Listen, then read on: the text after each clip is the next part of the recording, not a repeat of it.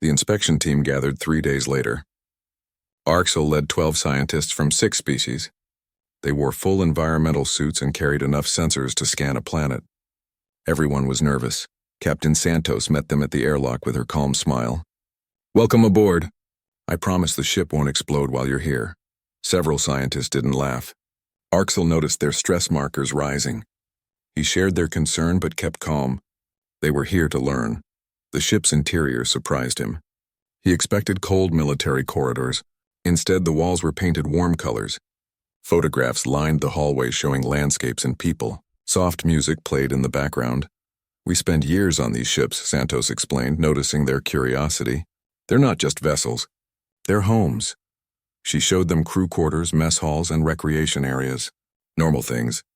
Then they reached engineering. Normal ended there. The containment core sat at the ship's heart. A sphere 50 meters across surrounded by magnetic fields and radiation shields. Through windows, they saw it. A swirling mass of plasma glowing like a captured star. Dr. Milvis, a crystalline physicist, pressed against the window. His colors shifted wildly, showing distress. "This is impossible. The magnetic containment for this temperature would drain a fusion reactor in minutes." A human engineer named Chen stepped forward. "That's why we don't use magnetic containment alone. Watch." He showed them the containment system in layers. Magnetic fields, yes, but also gravitational lensing, quantum stabilization, and feedback pulse dampening. "We don't fight the reaction," Chen explained. "We ride it. Every time the core tries to expand, we channel that energy into the drive. The star wants to explode. We let it explode in a controlled direction. That pushes us faster than light." Arxel's mind raced. The assembly always approached energy containment as resistance. Build stronger walls. Use more power to hold things back. The humans turned it into redirection. They weren't holding back a star. They were steering it. "What happens if containment fails?" Dr. Thrix asked nervously. Santos answered honestly. "Complete failure? The ship and everything within 2 light seconds becomes plasma, but we have 17 redundant systems. If primary containment drops, secondary engages in nanoseconds. We've never lost a ship to core failure." "Never?" Thrix squeaked. "We've lost ships," Santos said quietly. "Combat, accidents, navigation errors, but never to our own power source. We trust our engineering." They spent hours examining systems and taking readings. Each answer revealed more human ingenuity. They solved problems the assembly considered impossible. Not through better science, through different thinking. Later, Arxel found himself alone with Santos in the ship's observatory. Through the viewing port, he could see the other human vessels and distant stars. "Your species fascinates me," Arxel admitted. "The assembly existed for 2 million years. We refined our technology through careful iteration. You existed in space for barely 3 centuries, yet you created things we never imagined." Santos gazed at the stars. "You had time. We didn't. When your home world is stable, you can afford to be careful. When your sun is dying, you innovate fast or you die. But this level of innovation requires more than desperation." Arxel pressed. "It requires accepting enormous risks." "Does it?" Santos turned to face him. "We ran the calculations, Arxel. Staying on Earth meant certain death. Building these ships meant a chance. Even a small chance beats none. We didn't take risks recklessly. We took calculated gambles because the alternative was extinction." She pulled up a holographic display showing Earth. The planet looked beautiful with blue oceans and white clouds, but the sun in the background flickered with visible instability. "That's home," Santos said. 3 billion people still live there in underground cities and domed habitats.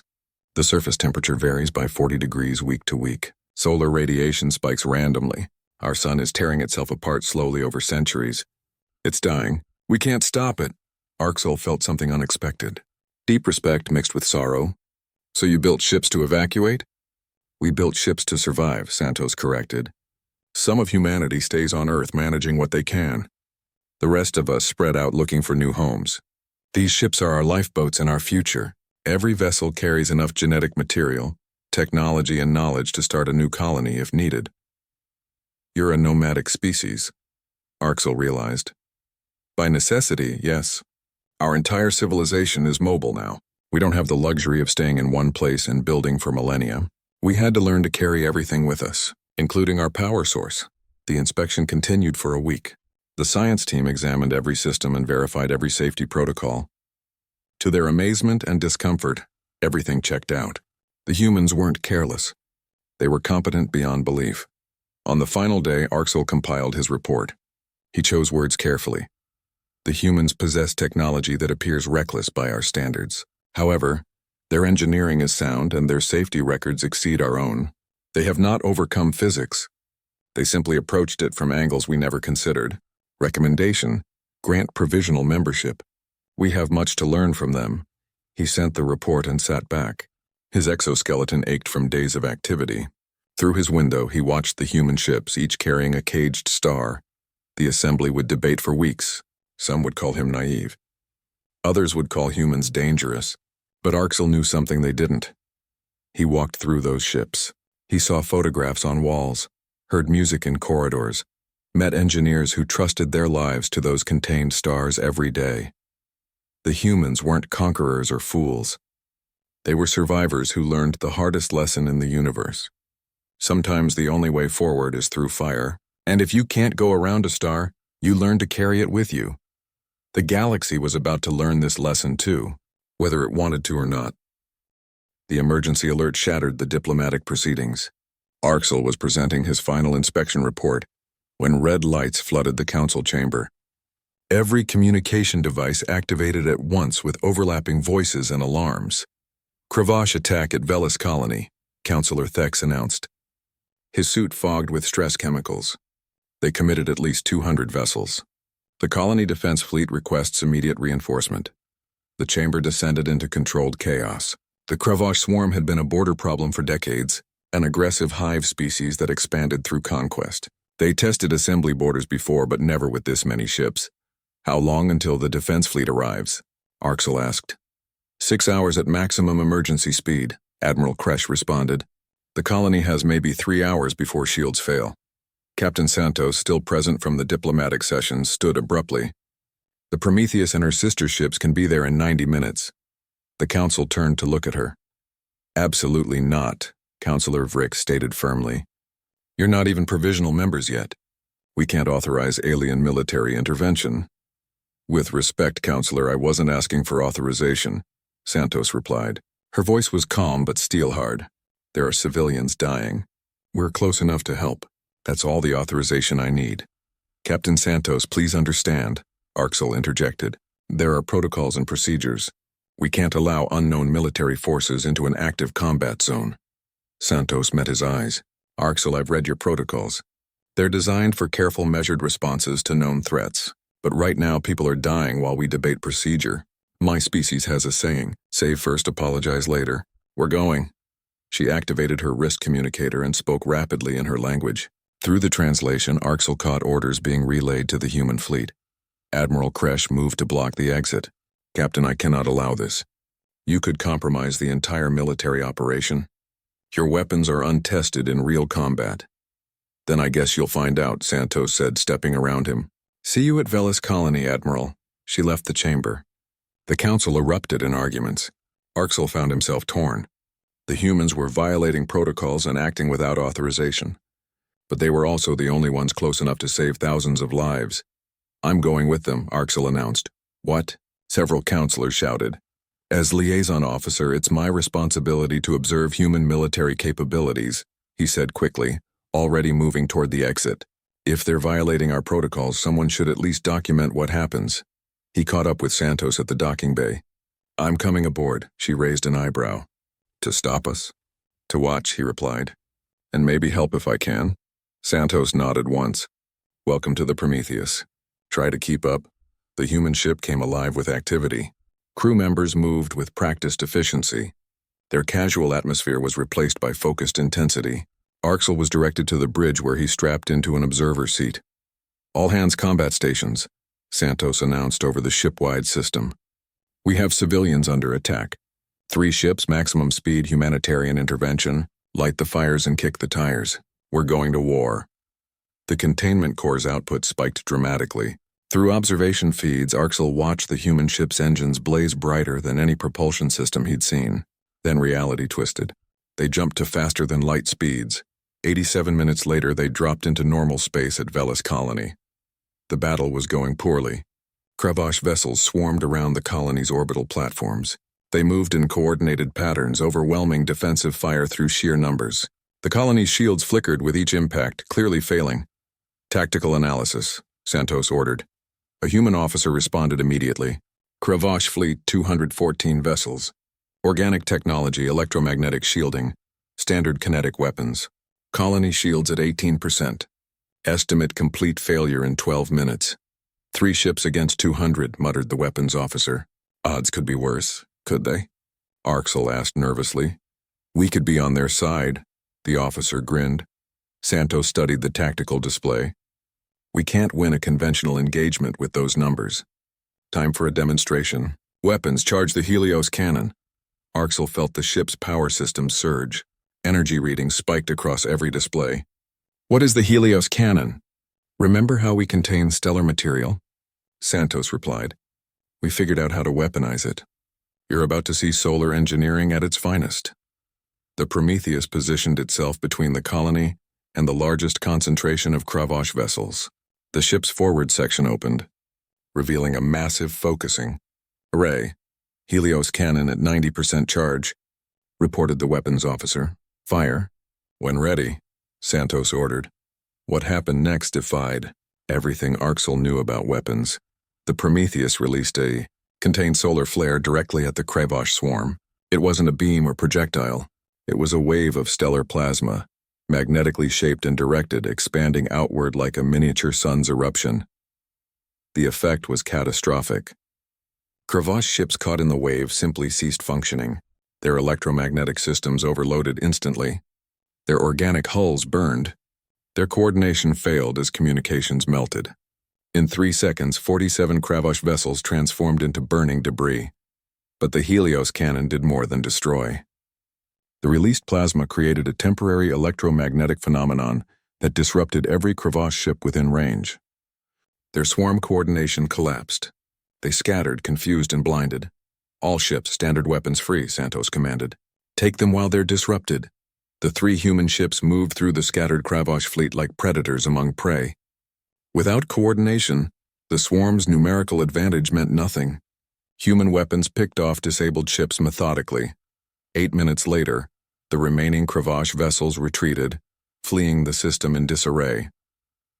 Arxel sat frozen in his observer seat, all 4 eyes locked on the tactical display. The humans arrived, assessed the situation, deployed a weapon that shouldn't exist and won a battle they shouldn't have survived. And they made it look routine. Colony shields holding at 11%, reported a bridge officer. No casualties among civilian population. Minor damage to orbital platforms. Santos leaned back in her command chair. Stand down from combat stations. Damage report? Helios cannon capacitor at 40%. We'll need 6 hours to recharge. Minor strain on containment field. Nothing critical. Good work, everyone, Santos said. Then she turned to Arxel. Still think we're too reckless? Arxel's translator struggled to process his response. You weaponized a solar flare. You created a temporary star phenomenon in the middle of battle. That's impossible by your standards? Santos finished. Yeah, we get that a lot. But it worked. The colony is safe. That's what matters. 6 hours later, the Assembly Defense Fleet arrived to find the battle already finished. Admiral Kresh boarded the Prometheus personally. His crystalline form shifted through colors indicating confusion. Anger and grudging respect. You violated direct orders, he stated. Yes, Santos agreed. You engaged hostile forces without authorization. Yes. You deployed weapons technology that hasn't been cleared by safety protocols. Also, yes. Admiral Kresh stared at her for a long moment. You saved 4 million lives, Santos smiled. That too. The Admiral turned to leave, then paused. The Council will debate this for weeks. They'll argue about protocols and procedures and whether to thank you or arrest you. But as a military officer, let me say this. Well fought, Captain. Very well fought. After he left, Arxel approached Santos. You know this complicates your application for membership? Probably, she acknowledged. But those 4 million people get to go home to their families tonight. I can live with complicated. Arxel realized something then. The Assembly spent millions of years building civilization on rules and protocols. They created a galaxy where everything was measured and safe, but they forgot something important. Sometimes the right thing and the allowed thing weren't the same, and the humans with their supernova ships and weaponized stars had just reminded them of that fact in the most dramatic way possible. The emergency session of the Galactic Assembly Council convened within 24 hours. Representatives from all 47 member species filled the grand chamber. For the first time in recorded history, every single seat was occupied. Even species that rarely left their home system sent delegates. The humans had everyone's attention now. Arxel sat in the liaison section, having filed his report hours earlier. He watched Captain Santos stand alone at the center of the chamber floor, facing the assembled representatives of galactic civilization. She looked small in that vast space, but her posture remained straight and confident. Councillor Thex opened the proceedings. Captain Santos, you stand accused of violating assembly space, engaging in military action without authorization, and deploying weapons not cleared through proper channels. How do you respond? Guilty on all counts, Santos replied without hesitation. And I'd do it again. The chamber erupted in voices. Some angry, some shocked, a few amused. Councillor Vrix called for order. Captain, you understand the severity of your actions? Vrix asked. I understand that 4 million people are alive because my crew acted quickly, Santos countered. I understand that your protocols would have had us sitting here debating while they died. So yes, I understand the severity. I chose lives over protocols. Protocols exist for reasons, interjected Ambassador Dreth, a philosophical species representative. They prevent chaos. They ensure measured responses. They keep us from making mistakes that could cost more lives than they save. Your protocols work for you, Santos acknowledged. You had millions of years to refine them. You built them for a galaxy where everything moves at a careful pace. But that's not the galaxy we came from. She activated a holographic display showing Earth and its dying sun. The image rotated slowly, highlighting the solar instabilities. This is our home. Our sun began dying in year 2187 by our calendar. We detected the first instabilities, ran the calculations, and realized we had maybe 3 centuries before Earth became uninhabitable. 300 years to save an entire species. The chamber quieted, watching the display. Do you know what the first response was? Santos continued. Committees, study groups, long-term planning councils. Everyone wanted to carefully evaluate the problem, run more tests, build consensus. Standard protocols. She changed the display to show crowded meeting rooms and endless documents. 15 years of studies, 15 years while our sun continued to destabilize. Then a group of engineers said enough. They stopped asking for permission and started building. They took every risk, broke every safety protocol, and created the first prototype stellar containment system. The display shifted to show a crude version of the human ship's power cores. It exploded during the first test, Santos said quietly. Killed 237 people. The assembly would have stopped there, called it too dangerous, gone back to studies. But we didn't have that luxury. We had a deadline measured in lifetimes, not eons. Arxel watched the representatives shift uncomfortably. This was a perspective they never confronted. Species that evolved on stable worlds with stable stars and stable systems. They never faced an existential deadline. So we learned from the failure, Santos continued. Made it safer.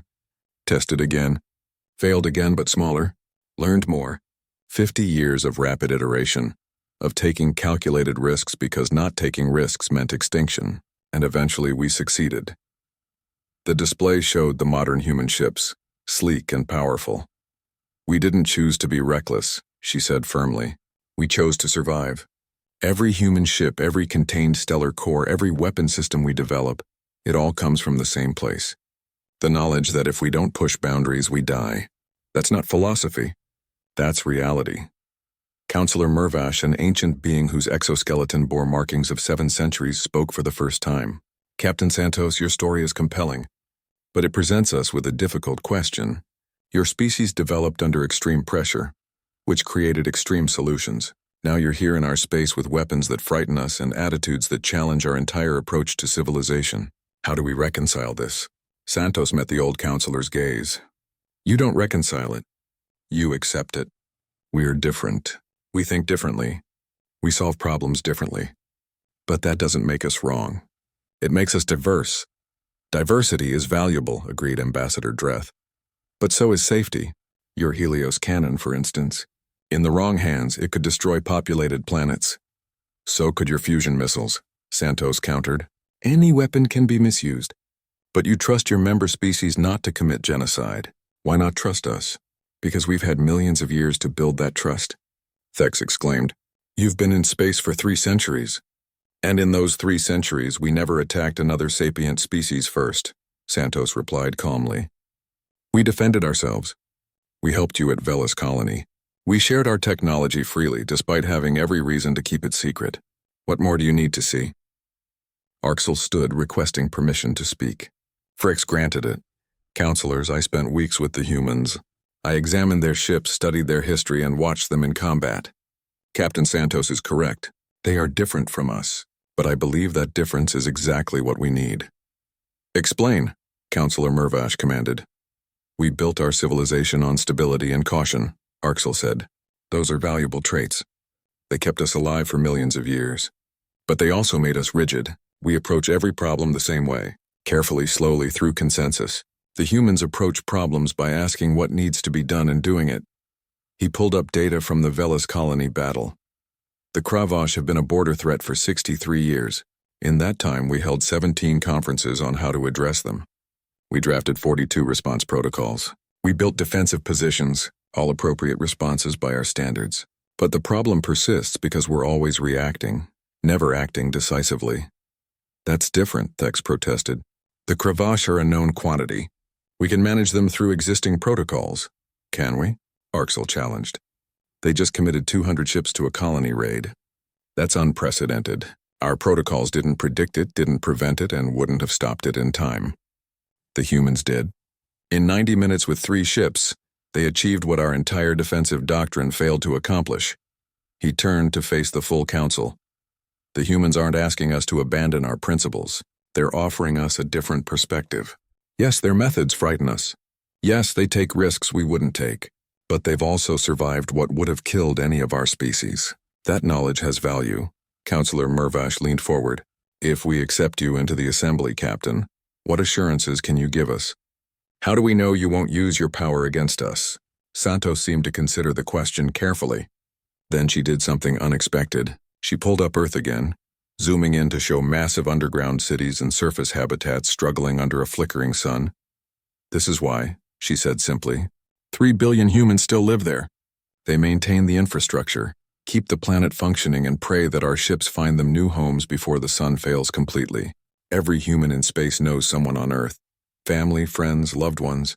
We carry their hopes with us. Her voice grew thick with emotion. We didn't come here to conquer. We came here desperate and hopeful, looking for allies who might help us save our people.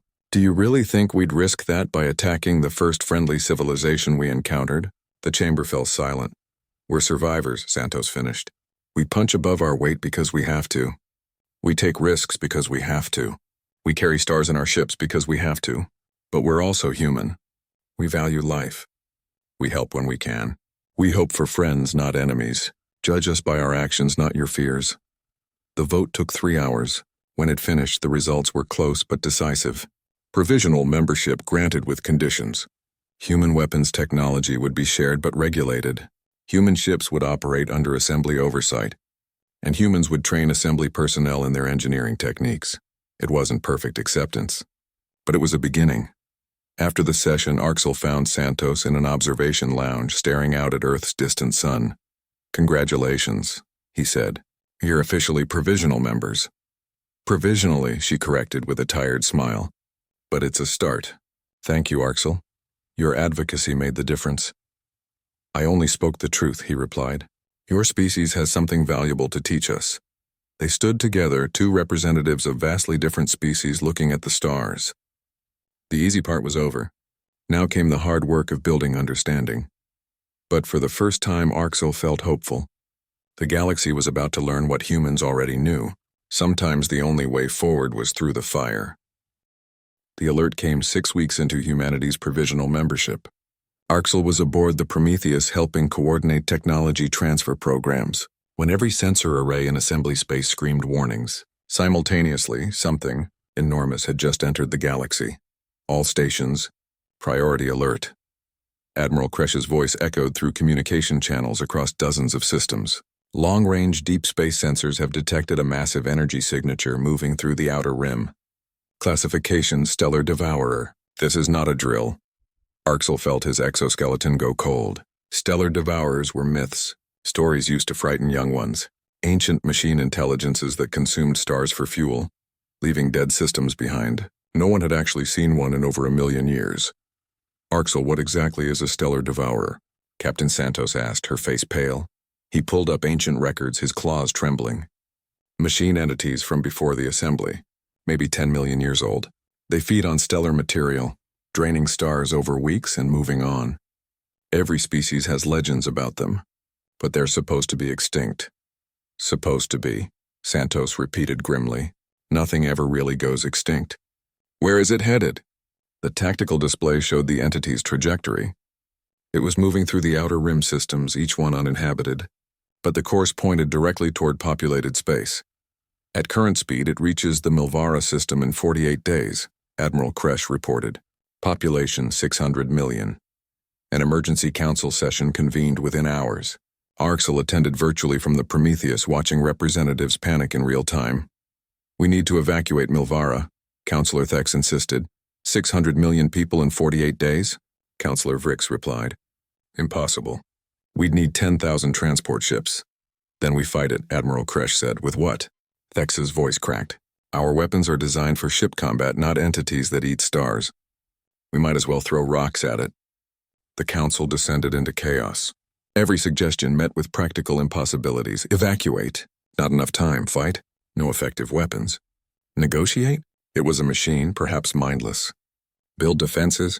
Nothing could stop something that consumed stellar material. Captain Santos, attending as the human representative, stood quietly. Then she cleared her throat. We can stop it. The council chamber fell silent. Explain, Councillor Mervash demanded. Our ships run on stellar material, Santos said simply. We spent 3 centuries learning to manipulate, contain, and weaponize stellar energy. The Devourer feeds on stars. We know stars. This is what we were built for. You can't be serious, Thex protested. That thing is the size of a moon. Size doesn't matter if you hit the right spot, Santos countered.